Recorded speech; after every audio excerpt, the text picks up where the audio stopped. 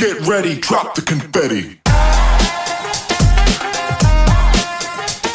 All right, so before we dive in, I want to share a little bit about who I am and why y'all should care about what I have to say.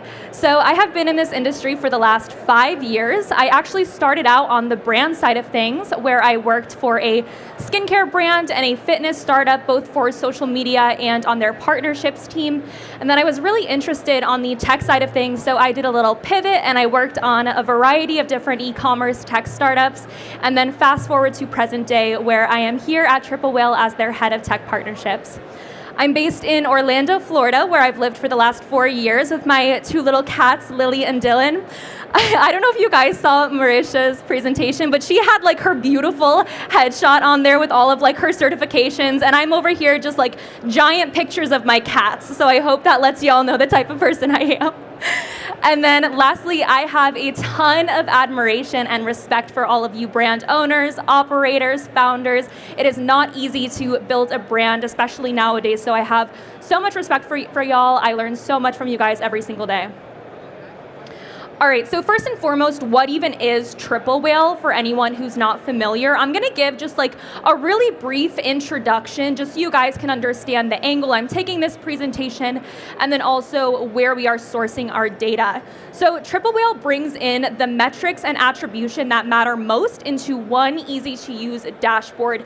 It's the centralized source of truth for your brand that really includes all of that data and helps you make better decisions using that data, from integrations from your most valuable marketing platforms like, Google and Meta, but then also some of those tools like, Klaviyo, Sendlane, Gorgeous, etc. Basically, we make it really easy to understand where your customers are coming from and who they are. We work with over 11,000 Shopify and Shopify Plus brands. A few examples here are Doe Lashes, Kosas, Chamberlain Coffee, True Classic Teas, and a bunch more. All right, so over the Black Friday and Cyber Monday weekend, we analyzed over 11,000 Shopify stores, which accounted for over $1 billion in total revenue and had almost 11 million total orders. Fun fact, we accounted for 11% of all Shopify orders for Black Friday, Cyber Monday, which is pretty insane. And as I'm going through this data, I'm going to talk about all of the collective data from those 11,000 Shopify stores, but also some data that's specific to brands doing over 10 million in revenue, so that you can understand what some of those, bigger mid-market brands are doing. If you're a bigger brand, you'll be able to kind of see how you stack against them. If you're a smaller brand, you can kind of see what the bigger guys are doing. So let's jump into it. All right, first up, we have ad budget channel breakdown. This gives you an overview of what channels were given the most budget. So there was a total of 190 million in total ad spend over 4 days, that of which Meta and Google ads accounted for almost 95%, which comes to 180 million. So that means the majority of spend is still between Meta and Google, and honestly, this isn't super surprising. They're the legacy platform, so it makes a lot of sense. The biggest shift in spends are happening for those over 10 million in revenue brands, because they're actually pushing more budget towards TikTok. And this is actually super interesting. There's a ton of different panels and talks happening about TikTok, creating a strategy around TikTok, creating content around TikTok. I highly recommend attending them, because as I go through this presentation, you're gonna see the data is really, really positive for TikTok. All right, now let's take a look at CPMs. So CPMs are cost per thousand impressions, or as the Triple Whale team likes to call them, is how much it takes to get eyes on your ads. So the number one takeaway here is that eyeballs are getting more expensive. Overall, there was an 11% blended increase for CPMs. Meta didn't really change too much. Google was up 21%. Snap CPMs jumped year over year to be more in line with all of the other non-Facebook and Google platforms. TikTok really didn't change too much and is super low compared to the legacy platforms, so they're still one of the best places to buy them at scale. All right, going into click-through rate. So one thing we noticed is that the overall click-through rate increased by almost 9%, which means that people really loved clicking on ads this year. So this can mean a whole slew of possibilities, whether it be better creative, better deals, whole bunch of possibilities here. TikTok was a winner when it comes to click-through rate with a 17.46% increase. And the winner who had like an insane resurgence here was Snapchat, with the platform had a 48% increase year over year. So we love an underdog story. And as for 10 million plus brands specifically, Meta and TikTok were both up less than 5%, and Google was up 13%. And I know I'm throwing just a lot of like numbers and percentages at you guys, but at the end I have a little surprise for you, so don't worry if this is like super overwhelming. You'll be able to have a special guide that includes all of this. All right, now looking at conversion rate. So Facebook is driving consistent quality of traffic year over year for conversion behavior. Google is still the highest converting platform, but trending down year over year. An interesting note on here, again, going back to TikTok, is the TikTok API actually doesn't allow you to export TikTok Shops data. So this is exclusively purchases that are happening off platform. And in all likelihood, there are most likely a lot of purchases that aren't being taken into account in here that are in TikTok Shops data. So that number is even more impressive. For 10 million plus brands, generally speaking, conversion rate improve as shops get bigger. This shouldn't be super surprising, right? Because you have a more optimized site, you have better deals. And the top converting platform for big brands was TikTok at 11.5%, and the worst was actually Meta at 5.57%. All right, now we're looking at percentage of purchases by channel. So Meta continues to be responsible for the majority of purchases from a paid standpoint. Google decreased significantly, which is actually quite surprising.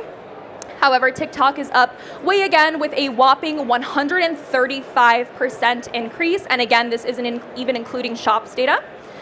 When it comes to smaller brands, 76% of purchases driven by ad spend came from Meta. Compare this to those bigger brands doing more than 50 million in annual revenue, where the number is closer to 54%. All right, CPA. So cost per acquisition, I think we can all agree it has, we've all experienced the fact that it is getting a lot more expensive to acquire customers. So this data just proves that point. Overall, there was a 1.24% blended increase across all platforms. What I found really interesting is the CPA decrease for TikTok. Again, I'm sounding like a broken record, but there's just a ton of opportunity there, and this data was really interesting to refer to. All right, and now we have our average order value data. So despite the lower volume coming from Google, those that did convert through Google Ads this year increased AOV over last year. So what this tells me is that customers coming from Google are likely more educated, right? They've probably already done more research on the product that they're looking to buy, so they're most likely placing a larger order because they're a more educated consumer. One of my opinions when it comes to TikTok is that TikTok marketing is better for brands who have a lower AOV product, especially because the TikTok demographic, for the most part, leans younger, right? So naturally, they have a lighter budget compared to a Facebook demographic. So this data really affirmed that if you are a brand that has a lower AOV product, especially if you're in like the beauty, health, wellness, that type of space, you'll be able to do really well on TikTok. All right, and then here we have share of conversions. Important to note here is that this is not conversion volume, but rather conversion value. So the gap between Meta and Google Ads widened as Meta drove a higher percentage increase in total revenue than Google year over year. TikTok had close to a 100% increase in share of sales dollars driven by ads, which points to a more drastic increase in volume given the significantly lower AOVs. And then looking at ROAS. So as for ROAS, stores saw increased efficiency coming from Meta with a 6.4% increase in ROAS, as well as increased efficiency from TikTok with a 58% increase in ROAS. Also, when I got sent this graph, I started laughing so hard because clearly someone from like the 2022 data set needs to be holding a masterclass on Snap, because talking about an anomaly. All right, post-purchase survey. So we tracked a lot of post-purchase survey responses. These are just the ones from our free solution. So we surveyed 4,181 shops, 890,000 customers, and 8.43% of customers responding to post-purchase survey. So obviously the data affirms Meta's dominance. 30.54% of responses cited either Facebook or Instagram. But what I find really, really important to see here is referred by a friend. And I'm gonna go into this a little bit more in a minute, but there is a huge opportunity. If you don't already have your referral program locked in, there is massive opportunity here. Okay, so now for my favorite part, we're gonna dive into some data-driven strategies to inform your 2024 brand strategy. All right, so insight number 1, brand awareness campaigns are going to be key for Black Friday, Cyber Monday 2024 success. So the year-over-year shift in behavior shows that new customers are actually waiting until Black Friday to make their first purchase with a brand. And honestly, I think this has to do a lot with the economy. The consumer really wants their dollar to go a lot farther when they're making a purchase. So they're specifically waiting until Black Friday, which is why brand awareness campaigns are so important. So when that consumer does decide to make their purchase, your brand is already top of mind with them. And it's super key to start your brand awareness campaigns in August, September, October, with the expectation that you will see that revenue come in November. The recommendation here would still to push spend in October towards core product videos, knowing that you can retarget and drive a higher percentage of new customers through your Black Friday, Cyber Monday sale. I also want to say that it's super important now more than ever for building brand awareness because consumers want to create a relationship with your brand. They want to feel connected with your brand. They want to feel valued with your brand. So that's why having these brand awareness campaigns is super important to create that trust with consumers. And one of my favorite brands that I think does this really, really well is SheerText. I think they kill it with brand awareness. So I actually have a personal story of how their brand awareness actually worked on me. So I had been seeing their ads, honestly, probably from August, I want to say, and I live in Orlando, Florida, so I don't really need tights. It's too hot there. But I had been seeing their ads, I thought they were really interesting, but never really turned into anything. But come November, I was planning a trip. I grew up in New Jersey, so I'm planning a trip to go see my family for the holidays from November to January. It is obviously going to be very cold, so I decided, I am going to need some new tights.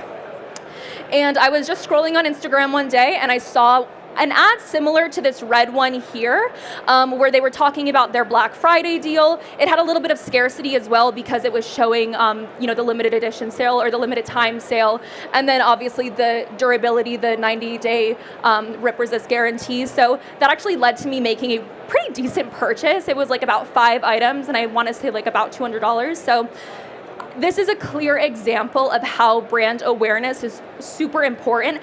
And the reason I like the way that SheerText does this specifically is because you'll notice in all of these different ads, they all have the same underlying theme of durability, right? They're super consistent with it. And consistency is key when it comes to building brand awareness because you want that one thing to always stick into the consumer's mind when they think of your brand. So when I was thinking of SheerText, I always associate their brand with durability because you see in here that every single ad is about durability, regardless if they're talking about a sale or if they're just doing a campaign. So I think it's really important when you're doing brand awareness is to have some sort of underlying theme with your campaigns to have that consistency. So what are some other brand awareness tips that your brand can start doing for next year? One of my favorite ones is don't just be a company, have a face to your brand, have some sort of, mascot. This could be if you're founder led, have your face, be part of the brand, have people know who you are. Maybe you have someone from your team who is a face for your brand. I think this is super important because again, it creates that trust with your consumer. You can also do a mascot like Duolingo or Scrub Daddy. Ironically, they also have just a huge TikTok following as well, and a loyal following at that because it creates that trust.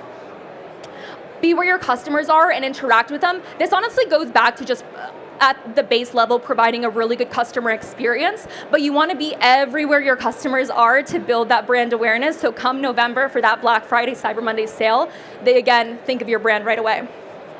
And then collaborate with other brands. I might be a little biased because I love partnerships, but I think it's a super, super valuable opportunity to build partnerships and collaborate with other brands who have a similar target demographic, whether you're doing a joint giveaway, whether you're doing a collaborative product together. I think there's a lot of opportunity here. I also really love a close partner of ours called Disco. They're a tool where you can collaborate with other brands who have similar demographics, and on another brand's post-purchase checkout page, for example, you would be able to list some of your products on there for that customer to go check out. So really cool tool to check out if you haven't already. And then lastly, this is a more extreme example, but if budget allows, I also love when brands will do sponsorships for different events or concerts or festivals. Whenever I think of Manscaped, I always think of UFC, and whenever I think of UFC, I always think of Manscaped because their logo is literally all over that arena. So obviously this is a much more expensive example, but if budget allows, if you are a fitness company, maybe you can, help sponsor some different yoga classes that are going on or different festivals and concerts. I think it's a really cool opportunity. All right, number 2, this should come as no surprise based on everything I've been saying today, but allocate some of your test budget towards TikTok. I'm not gonna really get into the nitty-gritty on this one because like I mentioned before, there's so many panels and talks that are happening about TikTok and building that strategy and that content strategy. So honestly, my main takeaway here is that while Snapchat is continuing to invest in their advertising platform, the returns just really aren't there yet. So I would recommend putting that test budget towards TikTok and just seeing how that works for you. It's also really, really important to understand that the content that you use for your TikTok strategy is going to be very different from what you're using on Instagram or Facebook or Google. So make sure you attend some of those sessions today that talk about the content marketing for TikTok. All right, insight number 3, ensure you have a strong email strategy. So your email strategy is just as important as your paid ad strategy when it comes to running your sales. So one of the biggest challenges that I see brands face is they're actually not segmenting their list enough. Segmentation is basically light personalization. You wanna get super granular with your customer segments and the types of emails that you're sending them, because this goes back to creating that personalized customer experience that we've all heard so much about, and why it's so important to provide that personalization for your customers. So my biggest recommendation here is to really nail down your customer segments for your email list.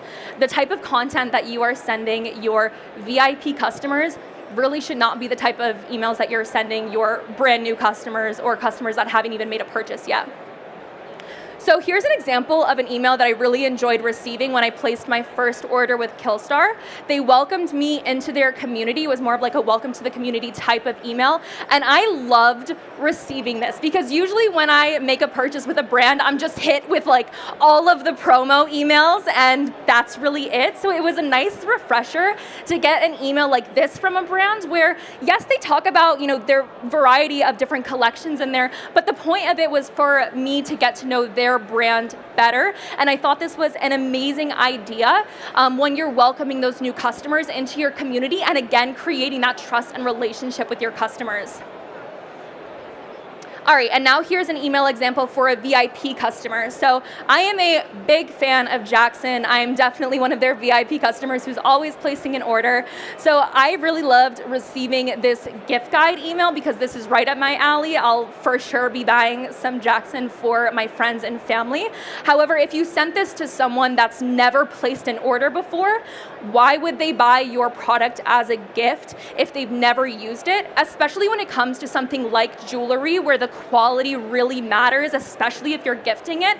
That's something that you would have wanted to feel in the past. You would have wanted to actually see and have purchased in the past to make sure that if you're gifting it, it's going to be good quality. All right, and lastly, insight number 4, create or promote your referral program. So this goes back to what I was saying before from that post-purchase survey data about that word of mouth marketing and that refer a friend program being one of those top responses on the post-purchase survey. So let's take a look at some refer a friend programs that have had a ton of success and, in my opinion, just have a really strong program. So first up, we have Thinx. Thinx is the leading innovator in the menstrual clothing industry. So the reason I love their referral program is that they have an entire dedicated landing page to it. Their offer is going to be a give 10, get 10.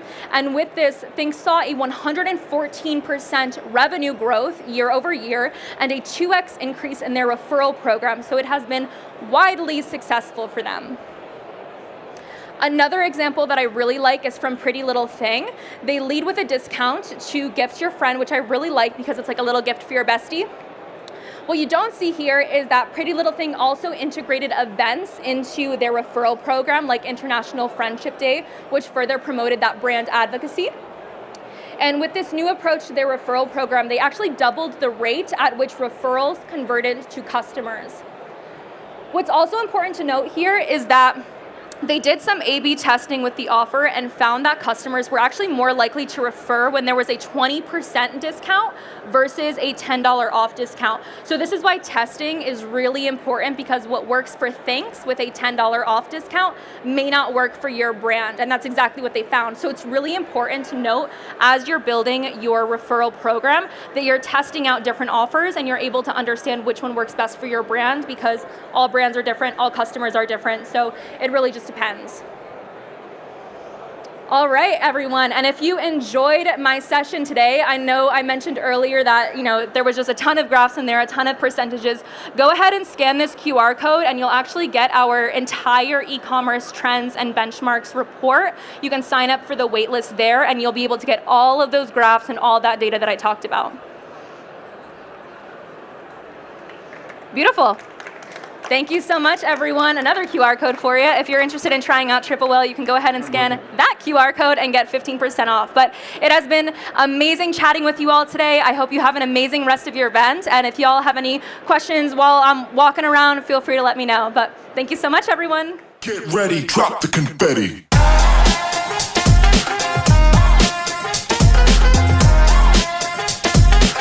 Get ready, drop the confetti.